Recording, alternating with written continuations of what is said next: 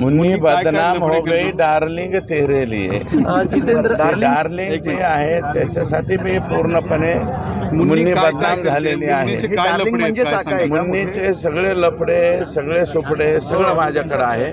मुन्नीला एकदा बोलू द्या। त्याला जस्टिफिकेशन द्यावे लागतात। मोकाची त्याला आता आयजी लेवलची ही आहे। माझ्या मते मला माहीत व्हावं असं वाटतं की डीजी आणि राज्य सरकारची त्याला राज्य सरकारचं जे डीजी आहे डीजींची परवानगी घ्यावी लागत असेल ती प्रक्रिया चालू असेल। ईडीची कारवाई थांबली आहे का सर सध्या? ईडीची कारवाई थांबली असेल? ईडीची कारवाई सध्या थांबलेली आहे, परंतु आता हे जे आकडेवारी चालली त्यांच्याकडे जाईल त्यावेळेस ईडीची कारवाई थांबणार नाही। ईडीची कारवाई जोरात सुरू होईल। थांबवण्यासाठी काही प्रेशर टॅक्टिक्स झाले? नाही, मला नाही वाटत थांबवण्यासाठी किंवा स्लो डाऊन, परंतु स्लो डाऊन म्हणजे गेलेच असतील ना।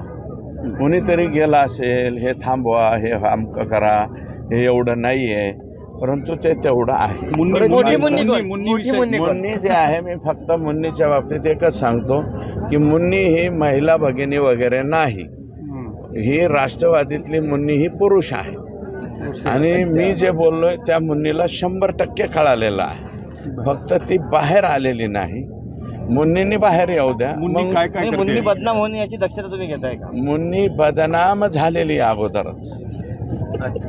मुन्नी बदनाम हो गई डार्लिंग तेरे लिए। जितेंद्र डार्लिंग जे आहे त्याच्यासाठी मी पूर्णपणे मुन्नी बदनाम झालेली आहे। डार्लिंग म्हणजे काय आहे? मुन्नीचे सगळे लफडे सगळे सुपडे सगळं माझ्याकडे आहे।